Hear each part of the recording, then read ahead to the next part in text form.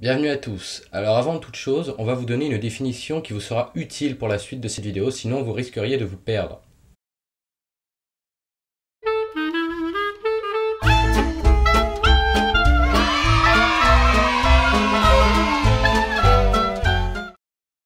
Définition unité marginale. Satisfaction supplémentaire obtenue par la consommation d'une unité supplémentaire. Je vais vous donner un exemple parce que je suis sûr que vous avez rien compris, bande de débiles. Vous avez soif, donc si vous n'êtes pas con, vous allez chercher à boire. Le premier verre d'eau va vous rapporter une certaine satisfaction très importante. Si vous avez encore un peu soif, le deuxième vous satisfera moins que le premier, et ainsi de suite, jusqu'à saturation, en d'autres termes, jusqu'à vous faire dégueuler. Merci.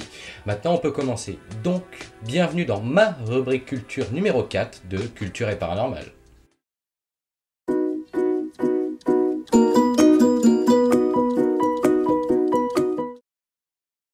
Pensez-vous que personne ne vous influence, que personne ne vous dicte vos choix? Je peux vous prouver le contraire. En effet, vous êtes perpétuellement sous influence.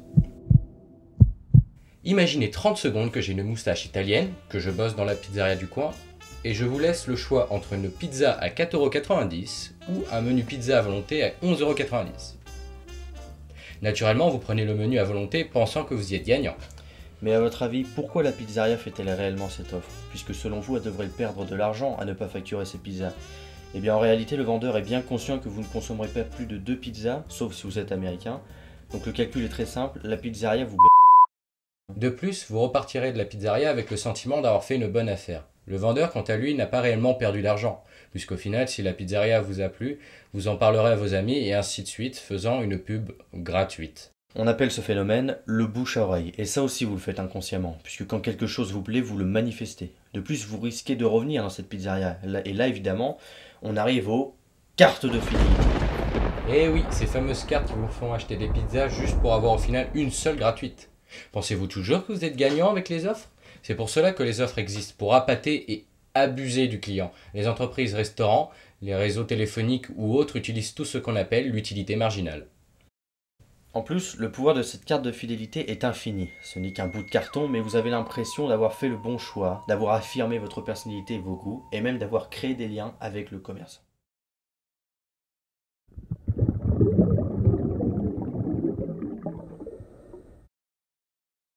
Les slogans vous influencent sans que vous nous en rendiez compte. Cela fonctionne aussi bien que le premier exemple, car si vous regardez bien, le fait de répéter les slogans va vous donner progressivement envie d'acheter le produit en question. Par exemple la pub SFR et le fameux Et c'est pas fini. Ça va vous donner l'envie, au bout d'un certain moment, de s'abonner.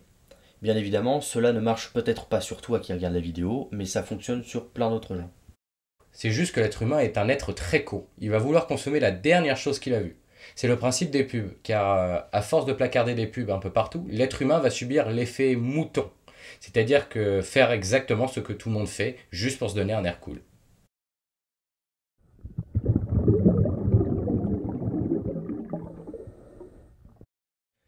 Les couleurs que l'on aperçoit dans les pubs ou sur les façades des magasins ne sont pas là par hasard, ni choisies par hasard. Celles-ci peuvent exciter des parties primitives de votre cerveau et accroître votre envie de consommer. Par exemple, McDonald's utilise l'orange dans ses restaurants car cette couleur stimule votre envie de manger comme une grosse vache. Ou par exemple Apple, qui eux ont tendance à utiliser le blanc et le gris. Le blanc veut dire complétude, idéal, bonté, objectivité, innocence, et le gris signifie pureté, noblesse, etc. Bon, bien sûr, il ne faut pas lier les couleurs juste pour ce qu'elles peuvent provoquer, sinon ça donne naissance à de véritables horreurs. Comprenez-vous maintenant l'importance des pubs et de leurs couleurs? Encore une fois, en choisissant judicieusement les couleurs dans les pubs, les entreprises vous captivent directement. En effet, le choix des couleurs évite donc de faire un long discours ou peuvent rendre certaines actions chiantes et banales intéressantes.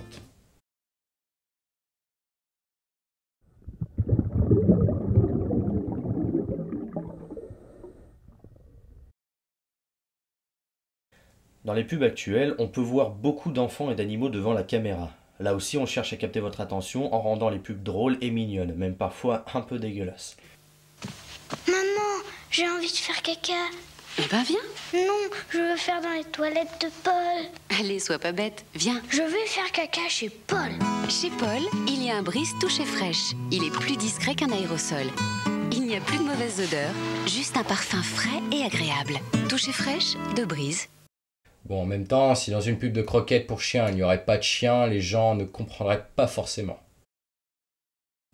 Oui, c'est comme dans les pubs pour couches, toutes les marques se vantent d'avoir la couche qui absorbe le mieux. Enfin bon, le gamin veut juste dormir, il ne s'en rendra pas compte, hein. Ça sert à rien de dire ça juste pour justifier son prix délirant. Et là, vous vous posez la même question que moi. Comment les couches font-elles pour rester sèches alors qu'elles absorbent les déjections de votre mioche? Bien, la réponse est très simple. La couche a juste plusieurs couches d'épaisseur pour que l'urine tombe dans le fond de la couche pour ne pas déranger bébé. Ce qui fait qu'elles sont plus épaisses. C'était vraiment très intéressant. Bon, passons.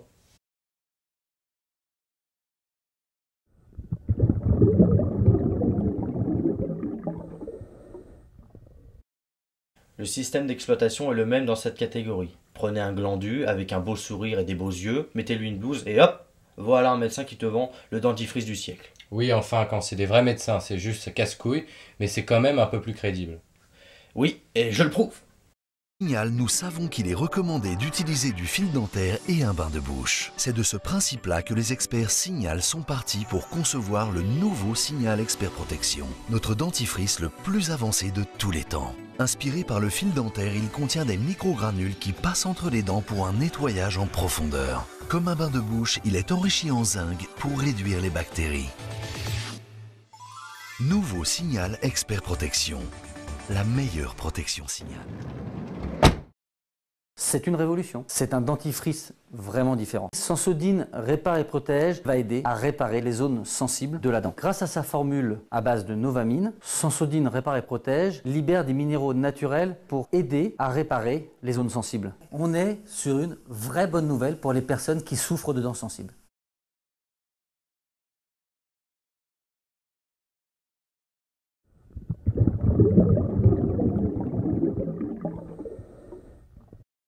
Certaines pubs sont beaucoup plus jolies, plus drôles et plus choquantes que d'autres. Pour que cela se fasse, il faut faire un bon choix artistique. Pour soit mettre en valeur le produit, soit cibler le public susceptible d'acheter ce que la marque vend.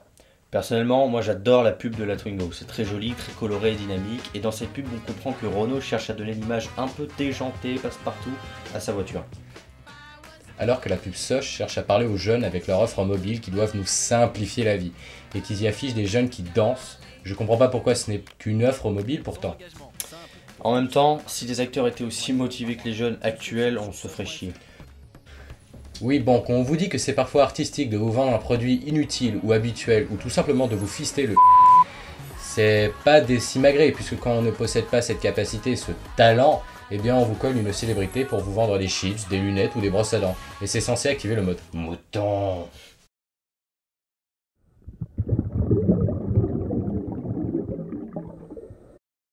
Pour finir, je souhaiterais vous parler des choix de mascottes que font les marques. Par exemple, le clown Ronald McDonald n'a pas été créé dans le seul but d'animer les anniversaires de Jean Célestin. Ben directement si. Bon, pour faire simple, Ronald a été créé dans le seul but d'attirer les enfants à venir dans les restaurants McDo, même si pour moi les clowns ça m'a toujours fait flipper. Pour illustrer ce sujet, je peux vous parler du film documentaire Super Size Me, enfin Super Size Me en français, qui prouve les effets de McDonald's à long terme. Il y a même un passage très intéressant sur la mascotte. I'm going to show you some pictures, and I want you to tell me who they are. Okay. Who's that? You don't know? George Washington. Yeah? Who is he? He was the fourth president. Who's that? Don't know. I don't know. You don't know? I don't know. George W. Bush. No, that's a good guess, though. Is this? I don't know. What did I forgot the name, but I think I know. Yeah? Where have you seen her? That picture is on the side. Wendy. Nice. Who's that? McDonald. Ronald McDonald. Who is it? McDonald. Incroyable, McDo est en train de souiller la culture des jeunes américains. Non, ça c'est plutôt le rap. Mais bon, ce que tu as dit sur les cultures est vrai. Les enfants qui passent beaucoup de temps devant la télévision vont plus voir des pubs avec des fringantes mascottes plutôt que des conférences de François Hollande sur le redressement économique. Ah non, moi BFM TV je l'ai saigné. Non mais franchement, il y a certaines mascottes qui ne sont pas menaçantes culturellement, ni mémorables. Elles sont juste complètement nulles, comme la pomme de terre Vico ou les furets de lesfurets.com. Eux ils sont complètement à chier, ils servent à rien, et ça ne marche pas, et c'est long sans déconner. Bon, on s'en fout. Bref, voilà que cet épisode touche à sa fin. On espère que ça vous a plu. Et pour finir, on aimerait faire quelques petites annonces qu'on n'a pas pu faire auparavant. Bref, vas-y. Parce qu'en fait, on n'avait pas le temps. Bref. Voilà.